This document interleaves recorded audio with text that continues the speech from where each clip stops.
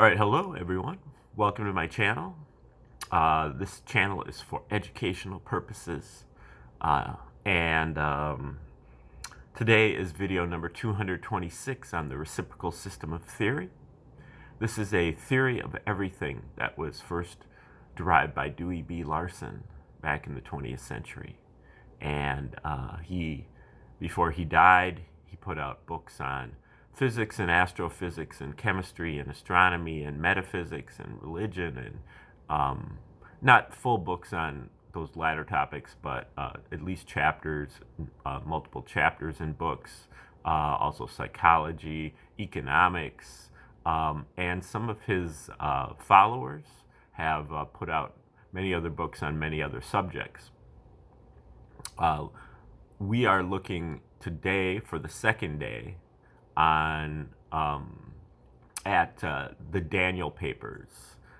His first paper called Geochronology, first paper in his anthropology series, and Daniel is a pseudonym for Dr. Bruce Perret, who recently passed, but he put out several articles under the name Daniel Phoenix 3, which apparently was his alter ego or another identity that he had working for a Black Ops project, either the Montauk Project or the Philadelphia Experiment. He was a young computer programmer in those out at Montauk Point there, Long Island, and you can check out books from Duncan Cameron or Al Bielek, or there's another one too, who've all talked about the Philadelphia Experiment and the Montauk Project. But Perret was a student of Dewey B. Larson, did a lot of great work, kind of revising a few of the minor points, somewhat major points of Larson's work, and also stepping out into new areas. And so we're entering into some anthropology here. Just to give you a quick update on the reciprocal system, the basic idea on the reciprocal system is that we live in a universe of motion, and not a universe of matter, not a universe of energy, but a universe of motion. And for Larson, motion was the relationship between space and time. Space and time had basically three qualities that showed their reciprocal relationship. They have the same qualities, but their numerator or denominator of a fraction. So you can think of it as like 3 and 1/3. 3 is the reciprocal of 1/3. They both have the same quality 3, but one is the numerator and one is the denominator. In one case, and 3 is the numerator and 3 is the denominator in the other case. And motion itself is a fraction, with time or space as the numerator and space or time as the denominator. The three qualities that they have are their coordinateness, so coordinate space, x, y, z coordinates, but there's also coordinate time, 3 dimensions of time. And then there is clock time. The clock is always getting later and later and later. This is a scalar motion. Larson calls it the progression or scalar motion. And then there's also clock space. Space is always getting farther and farther and farther apart. And then they both also have come in only discrete units. There is a minimum unit of space and a minimum unit of time. They don't come continuously, they come in chunks. And exactly one chunk of space in one chunk of time is the speed of light.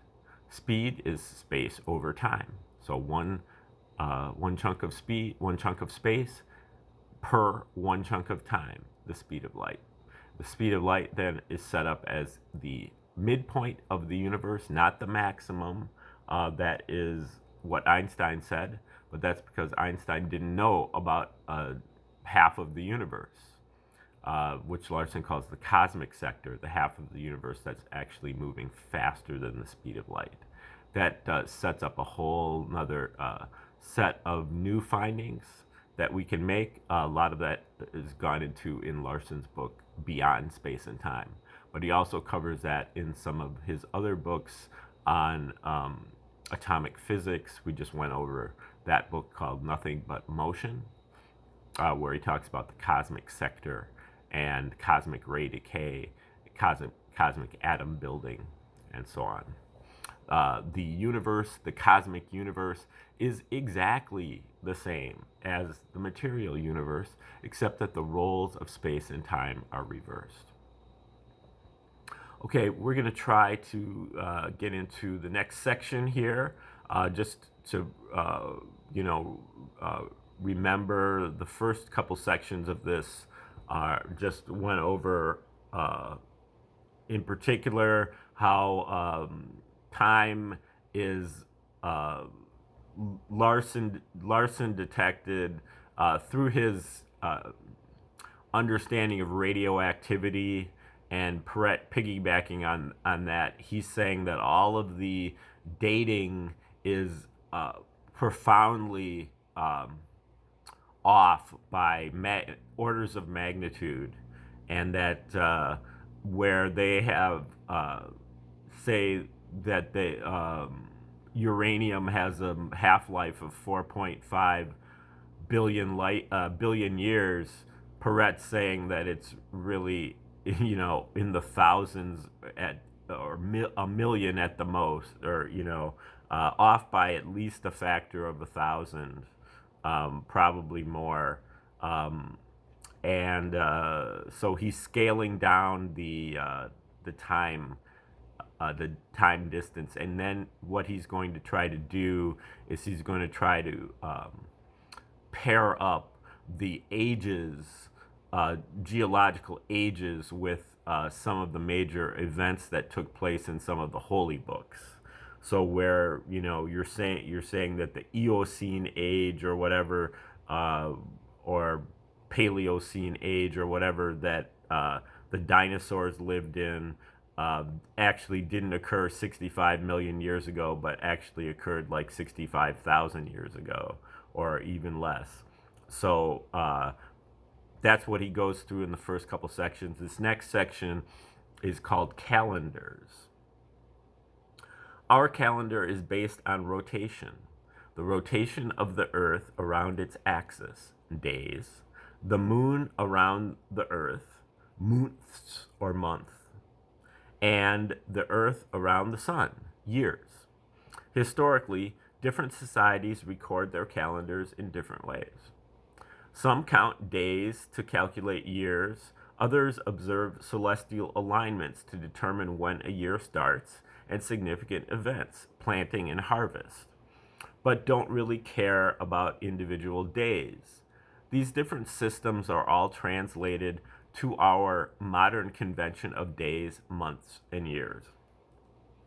Our current 365-day calendar represents the way rotations and orbits occur now. But was this always the case? In order to be that static rotation or orbit could not have changed over the millennia. The mass of the sun, earth, and moon would have to remain constant. Despite all of the meteoric dust they accumulate every day, and the internal structures would also have to remain constant, indicating that nothing much is going on inside the cores. Not a very logical conclusion, given the observations. But, given the observation, it makes far more sense that the lengths of the day, month, and year have probably changed throughout our history. If the length of the year was different millions of years in the past, who cares? But if it happened only a few thousand years ago, when mankind was alive and well, populating the earth, he just might have recorded those events in his legends, and that could make a significant difference to our account of history, particularly in correlating dates from different cultures. Delving into historical and mythological records, one finds that this is the case. Everything changes: the length of the day, month, and year, and observations of these events are usually associated with global cataclysms. These worldwide geologic events indicate that something has shifted and a new epoch, complete with different lengths of days, months, years, and climatic change, has begun. But there is something you should first understand about modern accounts of ancient civilizations. And here he's getting into a quote. My grandfather once told me a story about archaeologists out digging in the remains of an ancient city that was the home to a pagan people. Some of the people still lived in a nearby town, and they had some local helpers to clear away the dust and debris of the centuries. At the entrance to many of these homes, they found a blessing bowl, a small bowl that the residents used to sanctify themselves as they entered their homes. Very similar to the Catholic practice of dipping one's fingers into a bowl of holy water and making the sign of the cross before entering a church. This was a major discovery since it told much of the religion of these ancient people. After a few weeks, they began to run low on food, so they accompanied one of the locals to a nearby town to resupply. While walking through the street of to the marketplace, they noticed those same little blessing bowls by the entrances to the homes. Out of curiosity, one of the archaeologists asked their guide if they still practiced that pagan religion of centuries ago. The guide looked puzzled at first, looked at the bowl, and replied, "No, but the dog still gets thirsty." With that in mind, let's ignore what the experts on the Mayan civilization have told us about the calendar and consider the words of an elderly Quiche Mayan I met on a bus on the way to Chichen Itza when he offered to explain the calendar stone I had on my shirt. I have long since forgotten his name, so we will just call him Bob. Bob told me that at the start of the human world, there was but a single calendar and count, what we know these days as the Tzolk'in and long count. There were 20 days in a month and 13 months, making the 13th the last month. 13 was considered an end number, used to indicate the end of cycles. When a man was created, there were only 260 days in a year. When man was created, there were only 260 days in a year, and the moon orbited the earth in 20 days, not 28. When I asked about the Hab, Bob told me that it did not come into existence until the end of the fourth Baktun, after another great cataclysm that moved the land and water about. Fire rained down from the sky, and no one knew where anything was anymore. The sky had so darkened that the sun was not viable for 20 years. The sun was not visible for 20 years. After that, the gods gave them a new calendar, the Hab, having 18 months of 20 days to match the heavens. Out of respect for Ahau, they kept the Tzolk'in along with the Hab. and the dual calendar system was born. Important to note is that there were only 260 days in a year at this time. For the 360 days in a year at this time. For the 5-day month of Wayeb was not added until Huracan became angry and added the Wayeb, the 5 evil days, at the end of the 6th Bacton. Fortunately, the Maya used the long count to count days, so we know exactly how many days have passed since the creation of the human world, and we can adjust the number of years using Bob's calendar information. Shorter years early on mean more of them, so the calculated start of the Mayan long count was not 3113 BC, but a bit farther back, some 5,773 years ago, 3761 BC. Anyone familiar with the Christian Bible or the Hebrew calendar may recognize that year, the year Adam and Eve were created, a perfect match to the Mayan start of the human world. Now that we have a very close correlation between the Mayan and Hebrew calendars from opposite sides of the planet, other information becomes available. Hebrew accounts say the Great Flood occurred 1656 years after Adam. Converting that to a long count with the corrected calendar puts us near 2.19.16.0.0, which is about 6 years short of the end of the 3rd Bacton, the date of the Mayan flood. The adjusted date for the Hebrew Exodus from Egypt is about 1550 BC, with its plagues, volcanoes, earthquakes, and the darkening of the sun.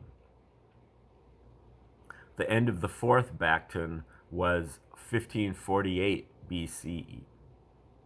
Almost a 6,000 year period of history, and the stories of the deluge and Exodus match up with their Mayan equivalents to within 6 years. I'm sure that must be a coincidence. We've decoded the blessing bowl at the doorstep, so on to the plates in the kitchen. Okay, so that's the end of that section. So the next section is going to be about plate tectonics.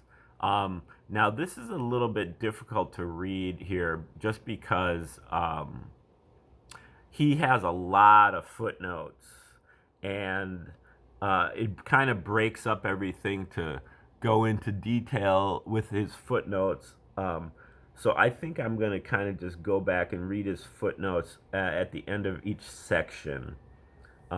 He says, I've run into some estimates based on a recomputation of the beginning of the Cenozoic epoch, the dinosaur extinction, and that 65 million year value came out to be only about 75,000 years, curiously matching the start of the 3rd density discussed in the law of one material. So Bruce was also tangentially involved in this law of one material from the raw material, Jumeno,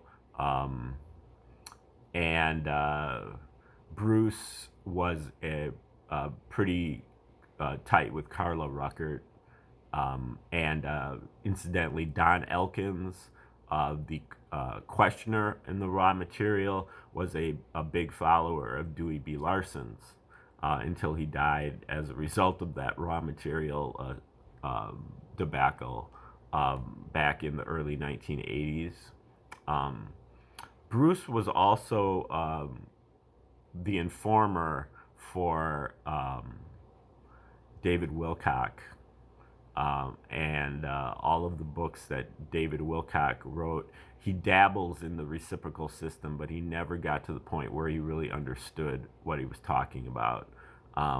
And so Bruce was really the person that was trying to. I think Bruce and David were living together as roommates, and Bruce was trying to get David to kind of grasp the reciprocal system, but I don't believe he ever did. So if somebody has any other intel on that, please let me know. But so Bruce was mixing it up here quite a bit between these Daniel papers and the Montauk Project and the David Wilcock and the Law of One. He's making the rounds. And that's a good thing because he's at least trying to kind of spread out this reciprocal system and make sense of it in light of a whole lot of other findings. Okay, he also says, I did not include the week as a natural rotational period of a celestial something because what it was measuring is no longer there. So he will explain what the week used to be later on in this paper.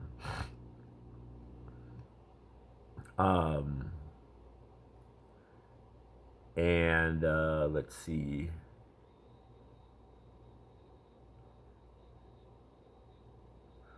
The sacred calendar is called the Sokin in the Mayan, and then he refers to the god Ahau in the Mayan, who is the equivalent of Anu, the Sumerian god, and according to him, and then I